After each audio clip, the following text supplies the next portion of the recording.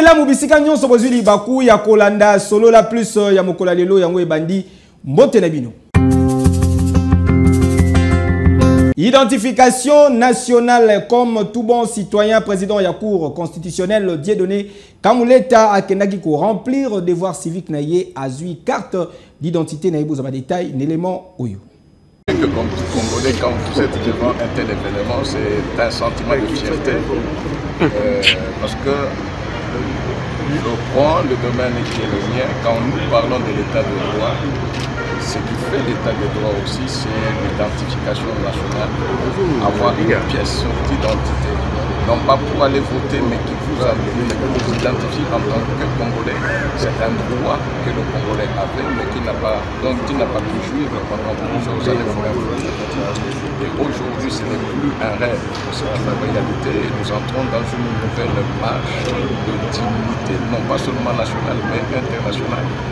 Et je crois que c'est un motif de reconnaissance pour tout Congolais qui sont, même si pendant un certain temps les Congolais sont devenus, je ne sais peut-être pas, tellement extravertis qu'ils ne savent pas reconnaître ce qui est bien pour eux. Combien on peut parler en bien de ce processus qui se faisait? Combien nous savons beaucoup critiquer, même sans fondement, alors que ce qui peut faire en sorte que nous soyons réellement ce grand peuple, c'est reconnaître les résultats de notre lutte et les résultats de cette recherche de dignité et de confirmation sur le plan, non pas seulement national, mais international. L'Assemblée provinciale y a là-bas lancement et la campagne électorale pour naba sénateur, gouverneur et vice-gouverneur et Salamaki déjà mokolo lobi bozoba détail n'élément oyo. Honorables députés, conformément aux dispositions des articles 138 et 167 de la loi numéro 06. 7 candidats sur les 10 Oyo Bazalaki prévu na tribune électorale mokolo jeudi 25 avril eleki batalisaki bango nyonso ba cursus na bango parcours professionnel et politique envers recherche ya ko rafler ba ouvrage sollicité plénière ya campagne électorale Oyo ezalaki axé sur 2 points ndenge président ya assemblée provinciale ya Lalaba a précisé Awa. 2 points figurent au projet de l'ordre du jour, à savoir 1. Adoption de l'ordre du jour. 2. Campagne électorale pour l'élection des sénateurs, gouverneurs et vice-gouverneurs de province. Qui sont pour? Qui sont contre? Qui s'abstiennent? L'ordre du jour est adopté. Tangu bapesaki bango maloba ba challenger na ba élection sénatoriale Oyo batalisaki moko na moko programme na bango neti awa honorable Fifi Masuka Saini. Honorable président de l'Assemblée provinciale du Lualaba, honorable membre du bureau, honorable député, chers collègues. Espérant que mon allocution venant du plus profond de moi, présentée avec franchise et honnêteté, retiendra votre aimable et patriote attention. Tous mes intérêts sont concentrés au Lualaba. Je suis du Lualaba. Je suis avec le Lualaba et je porte le Lualaba dans mon cœur. Je réitère ma sollicitation de vote comme sénatrice auprès de vous, représentant l'ego de la population du Lualaba. Je vous remercie sincèrement pour votre attention m'accordée et que notre Dieu nous bénisse tous. Au total, 19 candidats basali en liste d'exercice démocratique Oyo avec déjà 3 absents enregistrés. Puis désistement Moko Fridolin Kachwesi en faveur ya Norbert Nawej Yav. Les enjeux du moment m'obligent à solliciter votre adhésion pour l'élection de notre camarade Norbert Nawej Yav comme sénateur. Bataille Oyo zali ko se poursuivre ti na veille ya scrutin dont soit le 27 avril 2024 selon Mibeko, selon calendrier réaménagé à centrale électorale, scrutin ya sénateur, gouverneur et vice-gouverneur et ko sala mokolo ya lundi 29 avril date Oyo résultat provisoire et ko sala publié. Bonne chance na challenger nyonso.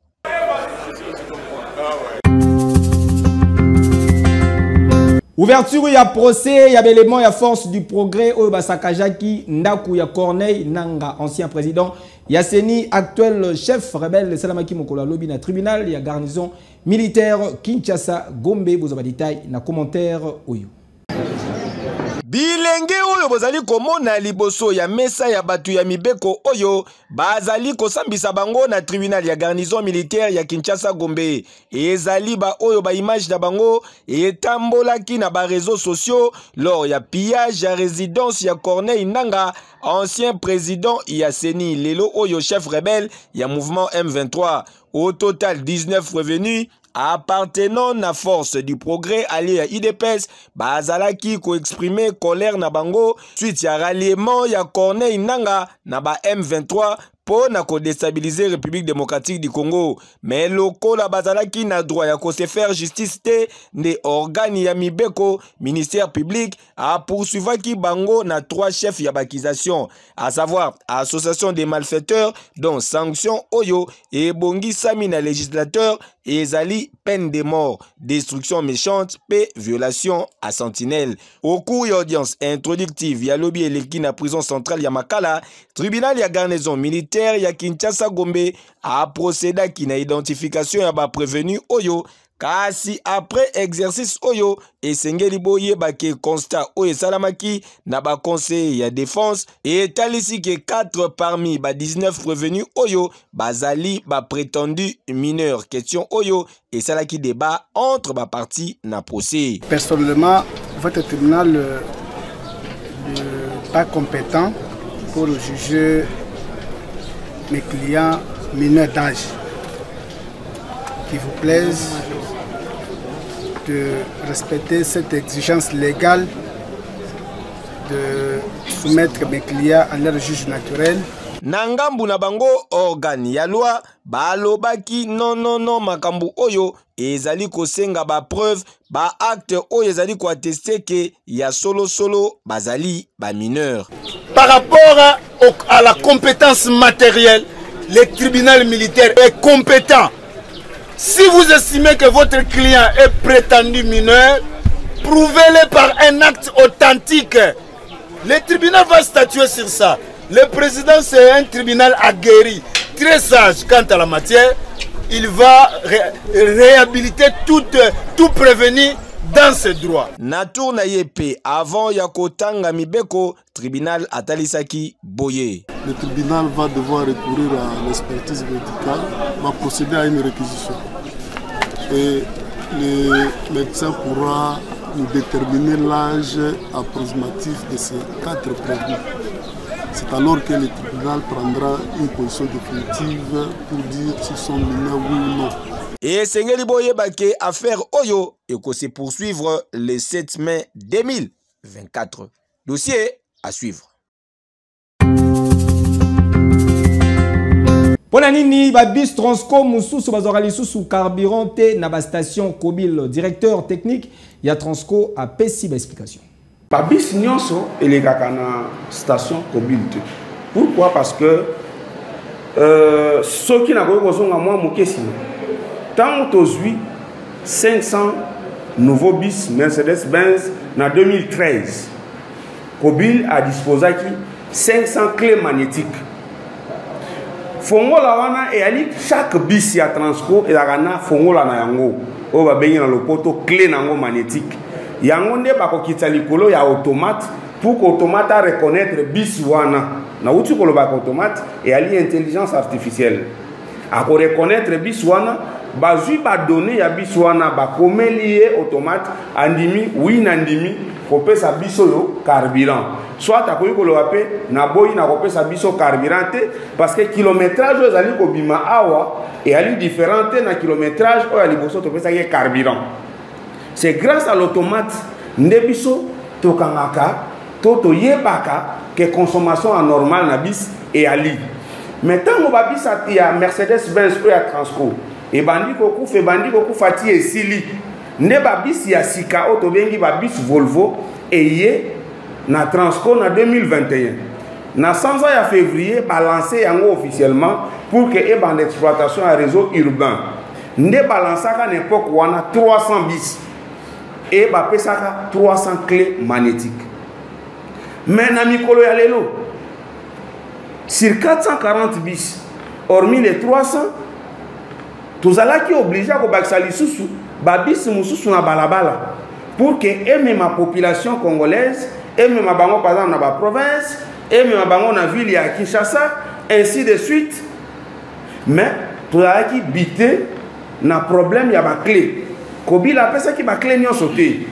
Maintenant pour que to permettre babis wana ezala ravitailler pour que travailler wana nde tozali koleka na deuxième procédure ezali il faut établir bon bosali bon de commande bosengi na Kobil tata Kobil biso awa concessionnaire to fournisseur ya babis azali ko réclamer garantie na ye komi na suka soki to exploiter babiso te pendant la période ya garantie et que garantie ya biso esili onyo se koya na sima au problème moteur au problème songolo to pakala etali lisusu fournisseur ya babisité.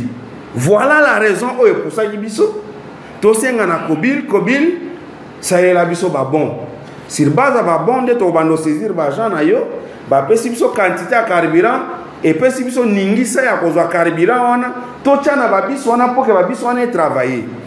Kala mingi te to uchu kozape ba bis ya Supreme Automobile et ali ba bis Mercedes Benz ya Sika bande konyo sa ville ya Kinshasa balandaka bamonaka comment Transco est bénéficié de la part du gouvernement congolais l'eau ya ba bis Mercedes Benz pe bande kona biso Supreme ba il koye bisa biso boy que garantie na bino et ali à une année, c'est-à-dire après une année oh nyonso koya na mutuka wana etali bango lisusu te nde wana mutuna pe emituna ki lisusu to mituni tolobi mais garantie et ali à une année ce qui va biso to exploiter yango te to fandisi yango le temps to zela Kobila pesa ba clé magnétique et comme il a biso problème né à travers les bons to sengi caribia na Kobil na kati ya lupangu ya Transco et ali bandate na kati ya lupangu ya Transco bande ko pe ba moni yango bazali ko kamata carburant pe bazo tchana mutuka ya wapi ya Transco ya li mutuka li bandate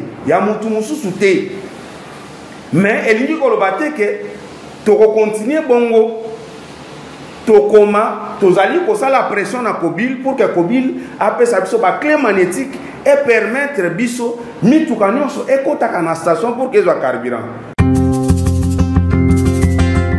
Na commune Yangaliema na quartier Joli Park, plus précisément na route de Matadi de Sengebo ba ba câble ya SNEL ezali kozika mikolo na nenga kosakana te constat ya solo la plus.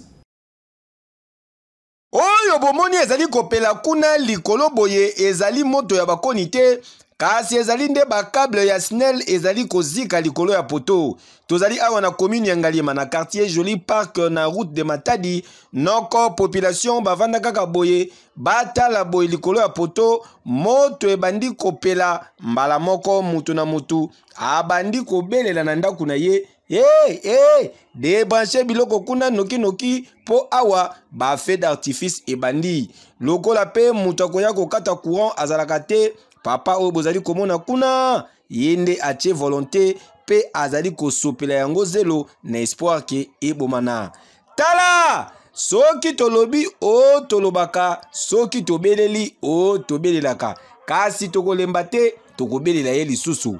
Papa directeur général ya SNEL DG Fabrice Lusinde SNEL azali kosala musala mabe makasi na ndenge ya kosakana te. Imaginez ke ba câble oyo ndenge ezali kozika ezala pembeni ya ndaku ya batu nde ndaku eziki heureusement heke yo.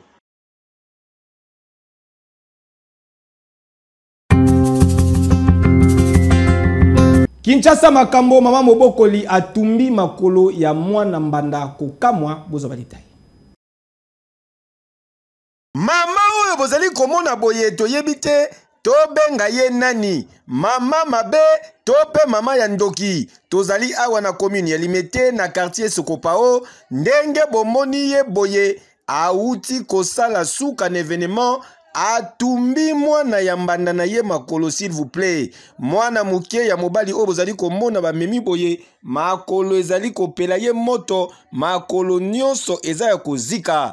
Tangu population ba comprendre nini ezali koleka kuna mbala moko babengi belema ya la police po babwila mama oyo. Tala mama oyo azali kobomba elongi kasi azali véritable motema mabe po makambo sali eza vraiment inadmissible. Yoga communication population esali.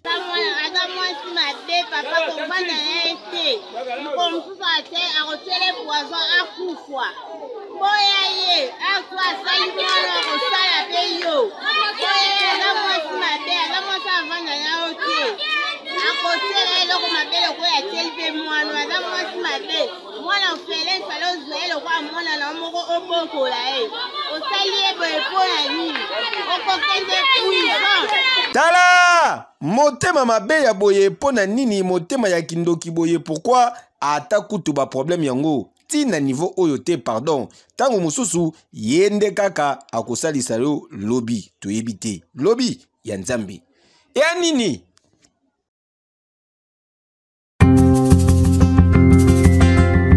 Président ya tout puissant Mazembe Englebert Moïse Katumbi Tchapo ya kenai ko rendre visite l'ancien capitaine Naye Redford Kalaba. Vous avez des détails l'élément oyo. Avant ya ko se rendre na Caire, capitale égyptienne, esika wapi tout puissant Mazembe Englebert a ko affronter National Al-Ahly na cadre demi-finale retour ya Ligue des Champions ya CAF. Président sponsor ya tout puissant Mazembe Moïse Katumbi Tchapwe a rendaki visite d'anciens joueurs naye les Zombiens Redford Kalaba hospitalisés depuis le 13 avril et l'équipe.